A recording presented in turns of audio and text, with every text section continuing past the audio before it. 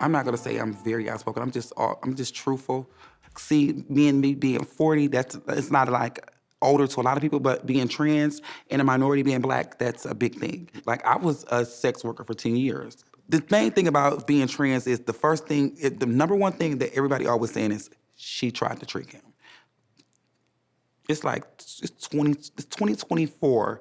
And even before it was 2024, 2022, 2021, nobody's trying to, why would you have to do that? Like, why would you have to do that? These people are literally looking for trans women. You don't have to do that. When I got to the point where I could have my own housing, I could feed myself, I got a car, all that good stuff. Like, that's what I wanted. I didn't want to have to, it was times when it was like freezing cold outside. Like, we gotta go out there because we gotta eat. And it was just bad. And people were just like, I got shot, I've got stabbed before. It was bad. Like, it was bad. And so who would like say, oh, let me go out there and get shot again? Like, who would want to continuously go through stuff like that?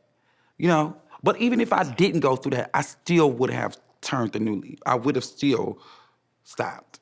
Because that wasn't me. That was not how I was raised, and I already know my capability and what I possessed. I've been a part of Diverse and Resilient since it first operated. And we have a violence prevention program where we get people out of, say for instance, if you're in a home, something and somebody said you gotta leave or you're being abused or something like that, we have a program where we can get you a hotel for like a week. And then from there, we work with navigating you to like getting a job or getting a house. Like, we work with you to try to like get you out of that. My late uncle, Lord rest his soul, he is a pioneer of Diverse and Resilient. Him and a lady by the name of Brenda Coley were like my life coaches. They told me, they was like, you don't always gotta get paid for everything that you do or anything that you're passionate about, because at the end of the day, it's gonna pay off. So every time somebody needs a trans person to speak or volunteered, or I was always the first person they call on because they know I'm gonna go with no questions asked. And I like to push that to my younger girls like that. I'm like, you gotta get your feet wet. You gotta get out there and let people know who you really are. And because when the opportunity come up, I'm like, oh, I remember her. And thank God that's what happened to me. It's the biggest opportunity I've ever had in my life, and I'm grateful for that. And I told my uncle that before he died, thank you. If someone's there with lack of knowledge how to be treated, or a lack of knowledge how to treat somebody LGBT, that's where I step in at.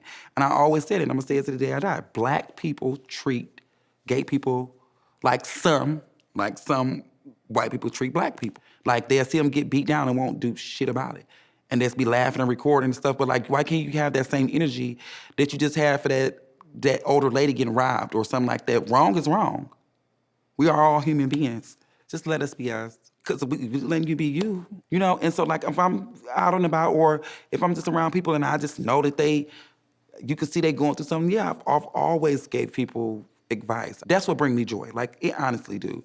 And my partner, he always like, you can't help the world. I can't help the world. I'm not trying to be Captain America or whoever that is. I'm not trying to be that. I'm just trying to be a voice. It's like a lot of people. I can't even count on my hands. It's a lot of people who've, over my life, I've helped them. And they be like, I will never forget about you. I remember you did it. I'm like, for real? And I'm like, oh, okay. That's what really just be like light on my life. And I don't get nothing in return, and it's okay.